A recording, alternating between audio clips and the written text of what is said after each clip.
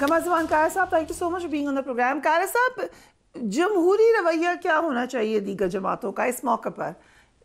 तनासुब से क्या कह नहीं देना चाहिए कि जिसका जो तनासुब है वो दे दें रिजर्व सीट्स, लेकिन यहाँ तो नंबर गेम की बड़ी तल्ख लड़ाई नजर आ रही है। जी कार साहब, कि जो कानून है वो मेरा या आपकी ख्वाहिशों का या अली जफर की ख्वाहिश का या कमर जमान की ख्वाहिशों का पाबंद तो नहीं है।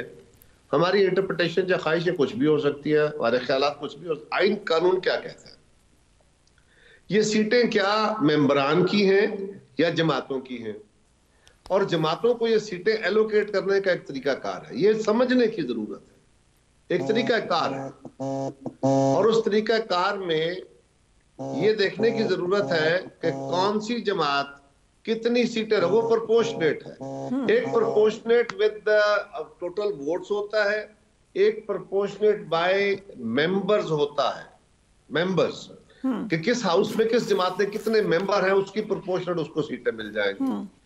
अब सवाल यह है कि जो सुन्नी इत्तेहाद काउंसिल है, इस नाम की किसी जमात ने इलेक्शन में हिस्सा नहीं लिया।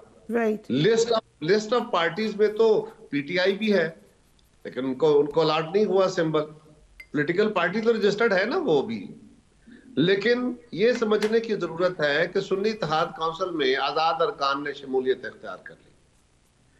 अब हर जमात का एक कानून के मुताबिक एक जिम्मेदारी है। अगर कोई जमात 5% अपनी खवातीन को जनरल नशिस्तों पे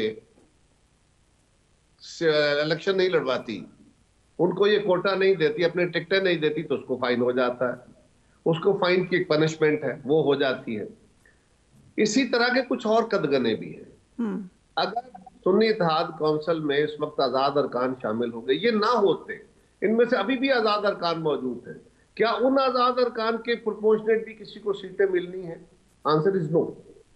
ये 10 हो, 15 हो, 50 हो, 100 हो, अगर 100 मेंबर आजाद होगा तो वो एक भी सीट नहीं ले सकेगा, इसलिए कि ये सीटें जमातों की तरफ जानी है। ये कानून है, इसको समझने के बाद अगला सवाल ये बात आप, थैंक यू, आपने बड़ी डिटेल में इसको एक्सप्लेन किया है। बट ये तो उस वक्त है ना जब हम इस मामले को isolated as a singular event देखें।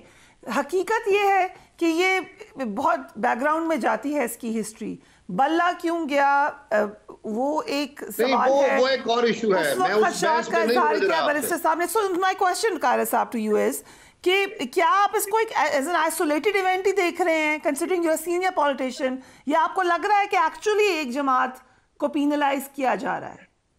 देखिए फरिया, सवाल ये है कि ये प्रोसेस अगर तो कानून के मुताबिक उनका हक है, और किस जमात को पेनलाइज किया जा रहा है?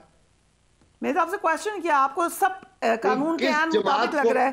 कहा साहब कल कोई भी जमात हो सकती है, यहाँ तो कोई भी जमात नहीं, कोई भी। मैं इस वक्त कौन सी जमात, आप किस जमात को आप मुखातिब हैं?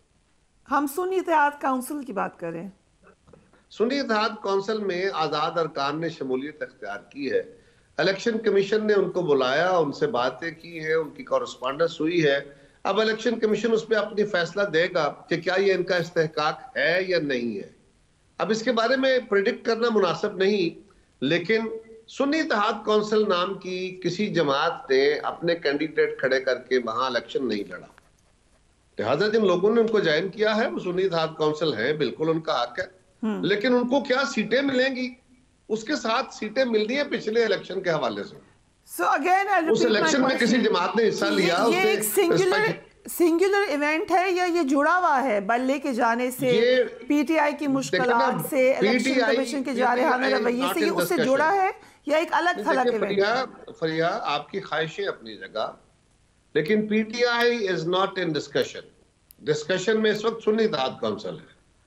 तो सुन्नी इत्तेहाद काउंसिल का जिक्र फरमाइए। सुन्नी इत्तेहाद काउंसिल से पीटीआई का कोई ताल्लुक नहीं है इस वक्त, तो कोई ताल्लुक नहीं है, बिल्कुल कोई ऑन पेपर ताल्लुक नहीं है, या है ही नहीं? आप मानते ही नहीं कि पीटीआई कभी थी भी या कुछ है भी? पीटीआई एक जमात है जो रजिस्टर्ड है अभी भी। मैं तो आपको कह रहा हूँ वो जो आजाद लोग हैं वो, उनका पीटीआई से कोई ताल्लुक नहीं था।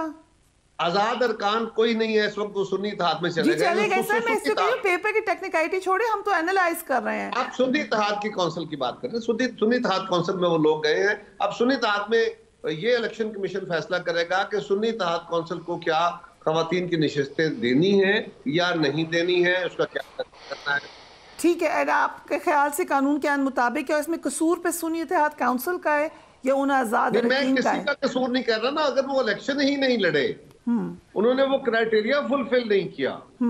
आपको पहले प्रोग्राम से पहले अपने ये कमेंट्स पास करने से पहले इलेक्शन लॉ को देखना चाहिए वो क्या इन मेरा सीटों तो के क्वेश्चन ही आपसे नहीं कारी साहब, सर आंखों पे आपकी बात, मेरा क्वेश्चन ये था कि ये एक सिंगुलर इवेंट है, आपने एक्सप्लेन कर दिया, आपने कहा इसको सुन्नी इत्तेहाद काउंसिल से ही देखो, भूल जाओ माजी नहीं को, भाई, जो ये कुछ हुआ। सिंगुलर इवेंट इस तरह नहीं है कि ये सिंगुलर इवेंट इसलिए नहीं कि ये तो पिछले इलेक्शन में जिन जमातों ने हिस्सा लिया उन जमातों की प्रोपोर्शनेट के मुताबिक उनको सीटें मिलनी है, तो ये तो कंटिन्यूएशन है। ठीक है, उसी की कंटिन्यूएशन है, and you think it's entirely fair कि वो जमातें, मैं फेयर की बात नहीं कर रहा, अब आपस में बांट लें। मुझसे फेयर का सवाल किया ना, मैं उसके ऊपर कमेंट कर रहा हूँ। ये तो इलेक्शन कमीशन फैसला करेगा कानून के मुताबिक, और अगर पीटीआई को पसंद नहीं होगा तो वो ऊपर चले जाएंगे अदालतों में। रही बात कि अगर किसी पीटीआई कह रही है, PTI is no more than ना, सुन्नी इत्तेहाद काउंसिल अगर कह रही है, अली जफर साहब अगर कह रहे हैं, तो अली जफर साहब की ख्वाहिश हो सकती है, उनकी इंटरप्रिटेशन हो सकती है। अब उनकी ख्वाहिश के मुताबिक तो नहीं, कानून ने देखना है कि कानून का रास्ता क्या है, वो चलेंगे उसके मुताबिक। राइट और इनमें से कुछ अगर बांटी जाती हैं सीटें तो पीपल्स पार्टी के पास भी आएंगी, आप लोग उनको वेलकम करेंगे? ये सवाल बनता नहीं है इसका, ये सिर्फ वाली बात। अगर किसी जमात की अगर सीटें हैं तो सब जमातों में प्रोपोर्शनेट जाएंगी, बिल्कुल जाएंगी।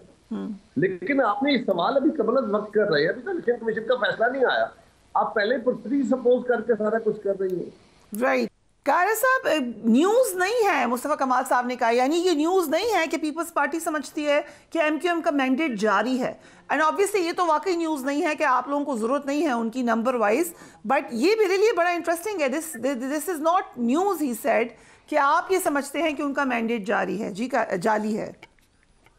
देखिए प्रिया, मैं दो सवाल है, एक तो ये जो आप फरमा रही है, और दूसरा पहले साहबजादा साहब ने जो बात कही है, मुझे थोड़ी सी उसकी क्लैरिफिकेशन करनी है, क्योंकि मैंने अपने तौर पर कोई इंटरप्रिटेशन नहीं की। मैंने आइन की वही इंटरप्रिटेशन की है जो बनती है। सवाल ये है कि इलेक्शन लॉज के तहत इलेक्शन होते हैं, सियासी जमातें रजिस्टर्ड होती हैं, इलेक्शन में हिस्सा नहीं लेती। इस तरह पीटीआई भी इस वक्त इलेक्शन कमीशन के अंदर रजिस्टर्ड एक जमात के तौर पर मौजूद है।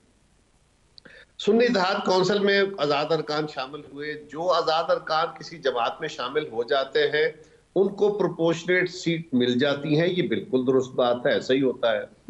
अब सवाल ये है, यहाँ एक नई प्रपोजिशन वो होता इस तरह है कि एक जमात ने, क्योंकि ये हमें एक बात समझने की जरूरत है कि ये जो प्रोपोर्शनेट सीटें हैं ना, ये स्पेशल सीटें, ये उन जमातों को मिलती हैं, ये अफराद की सीटें नहीं होती। मैंने पहले भी गुजारिश की कि ये इंडिपेंडेंट मेंबर्स की सीटें नहीं होती, ये जमातों को मिलती है, मिलती उस तादाद की बुनियाद पे हैं या उस प्रोपोर्शनेट उस तनासब पे हैं जो उनका असेंबली सीटों में होता है।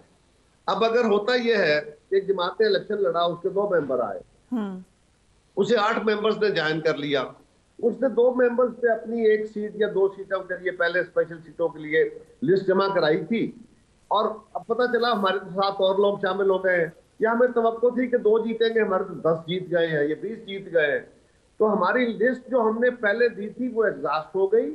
लेकिन हमारा पार्लियामेंट्री प्रैक्टिस में नंबर ज्यादा आ गया है, लिहाजा हमें एडिशनल लिस्ट की इजाजत दी जाए। ये पहले भी दी जाती थी, ये कोई नई प्रैक्टिस नहीं है, ये पहले भी दी जाती। वहां सिर्फ ये है कि वहां पहले लिस्ट जमा हुई, इलेक्शन में हिस्सा लिया, क्योंकि ये सीटें उस बुनियाद पे हैं कि आपने पिछले इलेक्शन में जो हिस्सा लिया बतौर एक जमात के, ठीक है, तो आपका प्रोपोर्शनेट क्या है। ठीक है, अगर इलेक्शन के बाद कुछ आजाद अरकान ने शामिल होके आपके उस तनासुब में इजाफा किया तो आपका तनासुब सीटों में बढ़ जाएगा, ये इसकी एक इंटरप्रिटेशन है। बाकी फैसला करेगा इलेक्शन कमीशन।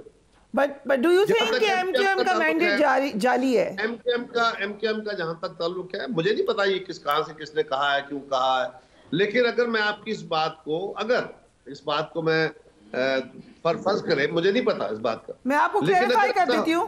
कराची में आपके मेंबर्स भी कहते रहे, अब ये ऑडियो लीक है, हमारे आपने देखा ही होगा, कादिर मंदोखेल साहब तो पेपर्स लेके फिरते रहे।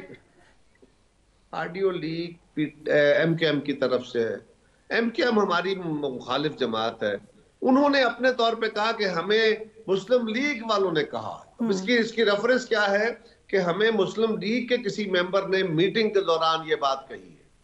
ये उसकी जमात ने कही है, मियां शहबाज शरीफ साहब ने कही है, या मीटिंग के दौरान किसी उनके मेंबर ने कही है। अच्छा, फर्ज करें सिर्फ आर्गूमेंट के लिए कि ऐसा हुआ कि उनके किसी मेंबर ने, पीपल्स पार्टी के किसी मेंबर ने कहा, इस वक्त हुकूमत बनाने वाली कौन सी जमात है?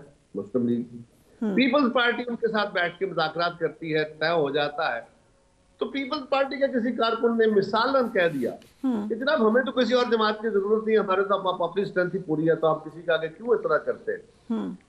तो ये बात पहले नंबर पे तो मुझे नहीं पता किसी ने कही है कि नहीं, लेकिन ये बात अगर हुई है तो मुस्लिम लीग को ये बात आगे नहीं बतानी चाहिए। और उनके किसी एक मेंबर ने अगर ये कहा कि हमें पीपल्स पार्टी वाले ये कहते हैं, तो ये इंडिविजुअल क्या रहा है ना, ये पीपल्स पार्टी की ऑफिशियल स्टेटमेंट है ना, ये मुस्लिम लीग की ऑफिशियल स्टेटमेंट है। इसके ऊपर कोई बड़ा प्रोग्राम किया जाए, इसके ऊपर सवाल खड़ा किया जाए।